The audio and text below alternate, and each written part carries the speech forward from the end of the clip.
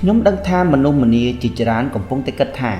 តើខ្ញុំត្រូវស្រូបទិញប្រកាសចូលមកកាន់តែច្រើនបានដូចម្តេចទៅធ្វើដូចម្តេចដើម្បីឲ្យប្រកាសនោះកាន់តែច្រើនតើខ្ញុំអាចសម្រេចបំណងទៅជាអ្នកមានស្ដុកស្ដំដូចម្តេចបានតើខ្ញុំអាចសងបំណុលកាត់ credit ដែលនៅជាប់ជំពាក់នេះបានដូចម្តេចបើខ្ញុំនៅតែស្រឡាញ់ការងារមុននោះនៅឡើយហើយដឹងថាប្រាក់ដែលយើងនឹងទទួលវាបានមកអាចនឹងមានកម្រិតព្រោះចំណូលសំខាន់មកពីការងារតែម្យ៉ាងខ្ញុំគួរតែរកចំណូលបន្ថែមដូចម្តេចទៅគឺត្រូវតែតាំងចិត្តបែបហ្នឹងចូលនឹកបកទៅក្រោយអំពីចំណុចមួយដែលយើងបាននិយាយរួចមកហើយគឺនៅគ្រប់ពេលដែលយើងបង្ហាញអំពីអត្ថកម្បាំងនៅក្នុងវីដេអូតួនាទីដែលអ្នកត្រូវធ្វើគឺប្រកាសថាតើអ្នកចង់បានអ្វីអំពីកាតាឡុករបស់ចក្រវាឡប្រសិនបើប្រាក់គឺជាមុខទំនិញដែលអ្នកចង់បានអ្នកក៏ត្រូវតែប្រាប់ថាតើអ្នកចង់បានប៉ុន្មានខ្ញុំចង់បានចំនួនទឹកប្រាក់$2,500ប្រាក់ដែលបានមកដោយចៃដន្យនៅក្នុងរយៈពេល30ថ្ងៃបន្ទាប់ពីនេះឬជាអ្វីផ្សេងទៀតក៏ដោយសូមឲ្យតែអ្វីដែលអ្នកចង់បាននោះគឺជាអ្វីដែលអ្នកជឿថាអាចទៅរួចតែប៉ុណ្ណោះកាលបើអ្នកធ្លាប់គិតថាមានចំណូលតែមួយផ្លូវគឺប្រាក់ខែចូលលះបង់គំនិតនេះចោលភ្លាមតើអ្នកដឹងទេថាកាលបើអ្នកគិតតែរបៀបនឹងតទៅទៀតអ្វីដែលអ្នកគិតនឹងคล้ายទៅជាអ្វីដែលអ្នកត្រូវជួបគំនិតបែបនេះគ្មានបានជួយស្អីដល់អ្នកទេអ្នកត្រូវស្វែងយល់សារជាថ្មីថាភាពជាអ្នកមានស្រុកស្ដំវាមាននៅក្នុងខ្លួនរបស់អ្នកស្រាប់ទៅហើយគ្មានរឿងអ្វីដែលអ្នកត្រូវរិះរោបមើលថាតើលុយវានឹងហូរចូលមកដោយម្ដេចនោះទេតួនាទីរបស់អ្នកគឺសុំឲ្យតែជឿថាខ្លួនកំពុងតែមានបានហើយសោមនស្សរីករាយចាប់ពីពេលនេះតទៅចំណែកឯរឿងលម្អិតឬក៏ដំណាក់កាលផ្សេងៗសូមបកគលភារកិច្ចនេះទៅឲ្យចក្រវាឡទៅចោះមនុស្សជាច្រើនមានគោលបំណងត្រឹមតែដោះបំណុលគេឲ្យរួចតែប៉ុណ្ណោះនេះហើយគឺជាអ្វីដែលយើងធ្វើឲ្យខ្លួនឯងត្រូវជាប់ជាមួយនឹងបំណុលអស់មួយជីវិតអ្វីក៏ដោយដែលយើងនឹកភ្នោកទៅដល់យើងនឹងស្រូបទាញវាឲ្យចូលមករកអ្នកអាចនិយាយថាតែនេះគឺជាការដោះបំណុលឲ្យអស់ទេតើខ្ញុំមិនខ្វល់ថាអ្នកចង់ដោះបំណុលឬក៏ចង់ខ្ចីបំណុលនោះទេប៉ុន្តែនៅពេលដែលអ្នកគិតតែទៅលើរឿងបំណុលអ្នកក៏នឹងកាន់តែស្រូបទាញបំណុលមកថែមទៀតទៅវិញទេហេតុនេះចូលឆាប់ងាកទៅលើប្រព័ន្ធសងបំណុលដោយស្វ័យប្រវត្តិចោះតែត្រូវងាកមកគិតអំពីរឿងសប្បាយៗលើគំនូរទ្រព្យសម្បត្តិស្ដុកស្ដំឯនេះវិញល្អជាងបើអ្នកមានក្រដាសទារលុយមួយបាច់ធំដែលខ្លួនគ្មានលទ្ធភាពសងសូមកុំរវល់តែគិតមកមីមកលើរឿងនេះហួសពេកព្រោះកាលបើអ្នកកាន់តែគិតអ្នកក៏នឹងស្រូបទាញក្រដាសទារលុយមកកាន់តែច្រើនថែមទៀតអ្នកត្រូវប្រើវិធីណាដែលជួយឲ្យខ្លួនគិតទៅលើតែអំពីរឿងមានបានទៅវិញទោះបីជានៅក្បែរខ្លួនអ្នកមានក្រដាសទារលុយច្រើនប៉ុណ្ណាក៏ដោយអ្នកត្រូវតែធ្វើខ្លួនឲ្យមានអារម្មណ៍ល្អដើម្បីស្រូបទាញអ្វីល្អៗឲ្យចូលមកកាន់ខ្លួនមានមនុស្សនិយាយជាមួយនឹងខ្ញុំមិនដឹងជាប៉ុន្មានដងទៅហើយថាឆ្នាំក្រោយខ្ញុំចង់មានប្រាក់ចំណូលកើនឡើង2ដងនៅឆ្នាំនេះប៉ុន្តែមើលទៅសកម្មភាពរបស់ពួកគេបែរជាមិនឃើញមានធ្វើអ្វីសោះដើម្បីឲ្យបានរបស់ដែលខ្លួនចង់បានហើយគិតតែអំពីនិយាយថាខ្ញុំគ្មានប្រាក់សម្រាប់ទិញនេះទិញនោះទៅវិញនោះគឺមកពីបំណងប្រាថ្នារបស់លោកម្ចាស់គឺជាភារកិច្ចរបស់ខ្ញុំនេះឯងទោះបីជាអ្នកធ្លាប់ជ្រុលមាត់និយាយថាខ្ញុំគ្មានលុយទិញក៏ដោយប៉ុន្តែអ្នកនៅតែមានសិទ្ធិនៅក្នុងការផ្លាស់ប្ដូរនៅក្នុងពេលនេះបានចូលផ្លាស់ប្ដូរដោយប្រយោគថាខ្ញុំមានលុយទិញខ្ញុំអាចទិញវាបានចូលទន្ទិញប្រយោគនេះច្រំដែលឲ្យដូចជាសត្វសេកឬក៏សារកាដូច្នោះ30ថ្ងៃបន្ទាប់ពីនេះចូលតាំងចិត្តថាអ្នកនឹងសម្លឹងទៅលើអ្វីសពបែបយ៉ាងដែលអ្នកពងប្រាថ្នាដោយប្រាប់ខ្លួនឯងថាខ្ញុំមានលុយទិញអាចទិញវាបាន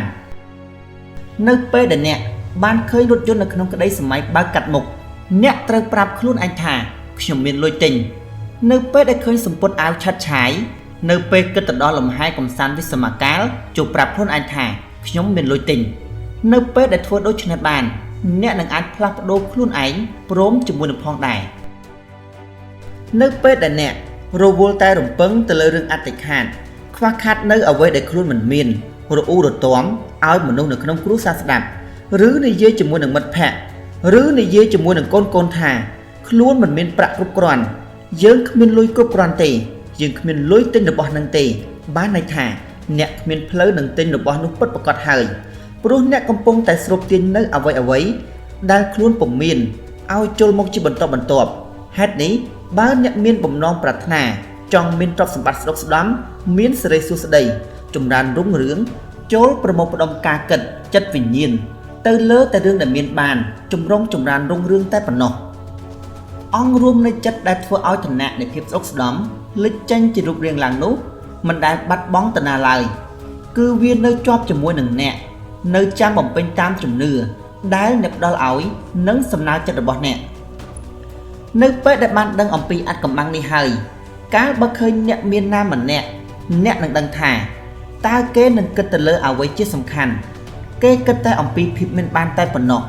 មិនដែលគិតអំពីរឿងខ្វះខាតទើបគេស្រូបទាញភាពមានបានឲ្យចូលមករកខ្លួនទោះបីជាដោយចេតនាឬក៏ដោយអចេតនាក៏ដោយគេប្រមូលផ្ដុំចិត្តគំនិតទៅលើភាពមានបានហើយចក្រវាលក៏បំពេញតួនាទីគៀងគោមនុស្សម្នាលក្ខខណ្ឌកត្តានិងហេតុការណ៍ផ្សេងដើម្បីអូសទាញភាពមានបាននោះមកប្រគល់ឲ្យពួកគេនោះឯងគេអាចធ្វើជាអ្នកមានបានអ្នកក៏អាចធ្វើជាអ្នកមានបានដែរប្រការខុសគ្នាតែម្យ៉ាងគត់រវាងរូបអ្នកជាមួយនឹងអ្នកមានទាំងអស់នោះគឺខណៈដែលចិត្តរបស់គេនាំយកភាពមានបានមកឲ្យខ្លួនភាពមានបានរបស់អ្នកនៅពួនសងំនៅក្នុងទីងងឹត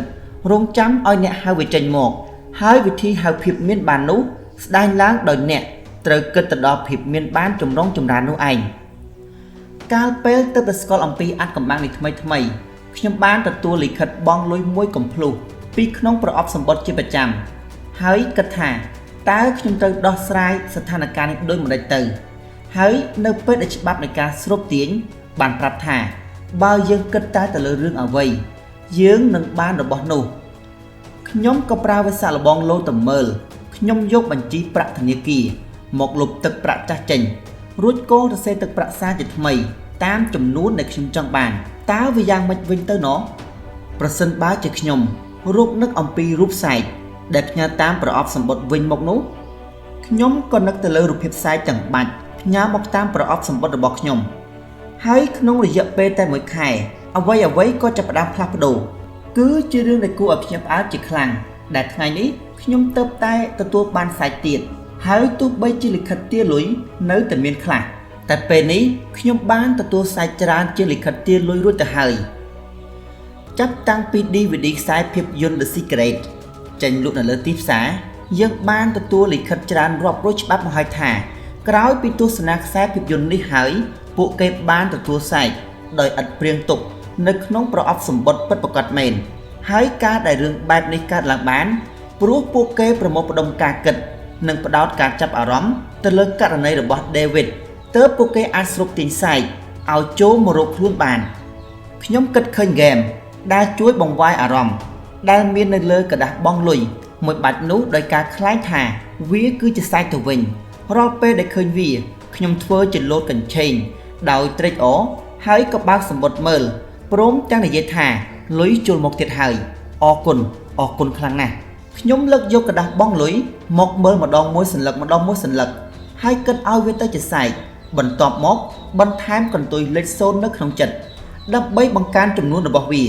រួចពីនោះមកខ្ញុំក៏ងាកទៅមើលกระดาษនោះមកទៅសេនៅចុងសន្លឹកថាបានទទួលហើយខ្ញុំក៏ចុះបញ្ជីចំនួនទឹកលុយពីក្នុងសម្បត្តិបង់លុយទាំងអស់នោះដោយមានថែមលេខ0ដែលខ្ញុំបន្ថែមដោយខ្លួនឯងព្រមទាំងសរសេរថាអរគុណនៅពីក្រោយទូរលេខនីមួយៗនោះហើយរំលឹកដល់ការដឹងគុណយ៉ាងជ្រាលជ្រៅរហូតតតែស្រក់ទឹកភ្នែកបន្ទាប់ពីនោះទៀតខ្ញុំក៏លើកយកกระดาษបង់លុយយកមកពិនិត្យមើលម្ដងមួយសន្លឹកដោយនឹកគិតនៅក្នុងចិត្តថាចំនួនទាំងអស់នេះវាតិចតួចណាស់បើប្រៀបធៀបទៅជាមួយនឹងអ្វីដែលខ្ញុំបានទទួលហើយខ្ញុំក៏បង់លុយទៅតាមកระดาษទាំងអស់នោះប្រកបទៅដោយការដឹងគុណខ្ញុំនឹងមិនបើកกระดาษបង់លុយមកមើលទេលុះត្រាតែខ្ញុំបានប្រាប់ខ្លួនឯងថានោះគឺជាសាយជាមុនប្រសិនបើជាបើកមើលមុនពេលដែលខ្ញុំជឿថាវាគឺជាសាយពោះវៀនពោះតាំងរបស់ខ្ញុំវានឹងកញ្ជ្រោលទប់លេងជាប់ជាមិនខានខ្ញុំដឹងច្បាស់ថាអារម្មណ៍វិលវល់អាប់អួរវានឹងស្រូបទាញกระดาษបង់លុយបន្ថែមមកទៀតឲ្យខ្ញុំដឹងថាត្រូវតែលុបលាងអារម្មណ៍បែបនឹងចោលឲ្យអស់ ហើយជំនួសមកវិញដោយអារម្មណ៍សមម្នោះរីករាយដើម្បីស្រូបទាញប្រាក់កាសមកឲ្យខ្លួនកាន់តែច្រើននៅពេលត្រូវប្រឈមមុខនឹងกระดาษបងលុយទាំងកំណូននោះហ្គេមនេះមានផលល្អសម្រាប់ខ្ញុំហើយបានធ្វើឲ្យជីវិតរបស់ខ្ញុំផ្លាស់ប្ដូររូបអ្នកក៏អាចដូចនេះដែរអ្នកអាចរកបង្កើតហ្គេមរបស់ខ្លួនរូបអ្នកក៏ដូចនោះដែរអ្នកអាចរកនឹងបង្កើតហ្គេមរបស់ខ្លួនយ៉ាងច្រើនហើយអ្នកនឹងដឹងថាតើហ្គេមណាដែលមានប្រសិទ្ធភាពបំផុតដោយវាស់មើលតាមអារម្មណ៍របស់ខ្លួនថាការបើអ្នកមានជំនឿទៅលើអ្វីដែលខ្លួនគិតខ្លាំងប៉ុណ្ណាលទ្ធផល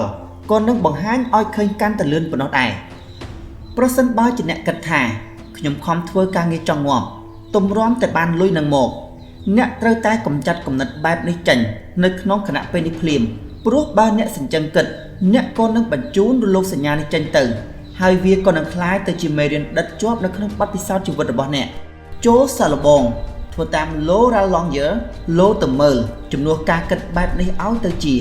លុយហូរចូលដូចទឹកមិនចេះដាច់មកវិញបើនិយាយពីការចង់សាងខ្លួនទៅជាអ្នកមាន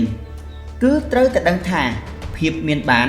គឺចិត្តជាអ្នកកំណត់ហេតុនេះវាអាស្រ័យទៅលើថាតើអ្នកគិតដូចម្ដេចនោះឯងខ្ញុំហ៊ានអះអាងថា 80% នៃក្បួនវឹកហាត់ដែលខ្ញុំរៀបចំយកទៅបង្រៀនគឺជារឿងដែលតាក់ទងជាមួយនឹងសភាវៈចិត្តនិងវិធីគិតរបស់អ្នកដែលចូលមករៀនខ្ញុំដឹងតាមរយៈពាក្យសម្ដីរបស់ពួកគេដែលប្រាប់ថាអ្នកឯងធ្វើបានតែខ្ញុំធ្វើមិនបាននោះទេប៉ុន្តែមនុស្សយើងមានលទ្ធភាពនៅក្នុងការអាចផ្លាស់ប្ដូរទំនោរខាងក្នុង